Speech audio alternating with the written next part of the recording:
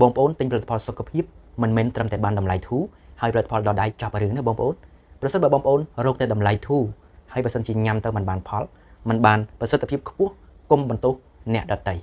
បងប្អូនទិញផលិតផលសុខភាពគឺបងប្អូនទិញទាំងផលិតផលរួមជាមួយនឹងសេវាកម្មក្នុងការប្រឹក្សាយោបល់ឬក៏សាកសួរសំណួរអញ្ចឹងនៅពេលដែលបងប្អូនបានផលិតផលហើយមិនទាន់យល់ឬក៏ឆ្ងល់បងប្អូនអាចសួរបន្ថែមបានបងប្អូនអាចសួរបន្ថែមបានបងប្អូនត្រូវតែតាមដានសុខភាពរបស់ខ្លួនឲ្យបានត្រឹមត្រូវប្រសិនបើបងប្អូនមិនសួរទេមិនលំអិតទេប្រើមិនបានផលកុំបន្ទោសគេបងប្អូនកុំបន្ទោសអ្នកណាឲ្យសោះបងប្អូនអត់បានតាមដានសុខភាពខ្លួនឯងផងអត់បានសាកសួរគេលំអិតផងបងប្អូនមិនបាច់បន្ទោសអ្នកណាទេបងប្អូនត្រូវតែហ៊ានសួរណាបងប្អូនទិញពីអ្នកណាសួរពីអ្នកហ្នឹងទៅវាគ្មានបញ្ហាទេបើទិញពីខ្ញុំសួរខ្ញុំទៅមានចម្ងល់អីសួរទៅបងប្អូនមានសិទ្ធិមានឱកាសសួរតាំងពីពេលមុនទិញរហូតបានផលិតផលរហូតដល់អស់បងប្អូនសួរអីសួរទៅប៉ុន្តែតម្រូវបងប្អូនសួរមកកាន់ខ្ញុំដោយសារតែខ្ញុំមានអ្នកសួរច្រើនមែនទែនជួនកាលរកឆាតបងប្អូនអត់ឃើញទេដូច្នេះបងប្អូនត្រូវតែហ៊ានសួរមិនខ្លាចចិត្តទេសួរអីក៏បានដែរពាក់ព័ន្ធជាមួយនឹងផលិតផលពាក់ព័ន្ធជាមួយនឹងសុខភាពដើម្បីបងប្អូននេះប្រើប្រាស់ទៅបានជាប្រយោជន៍ច្រើនជួយដល់បងប្អូននឹងបានពិតប្រាកដមែនអញ្ចឹងបងប្អូនត្រូវតែហ៊ានសួរ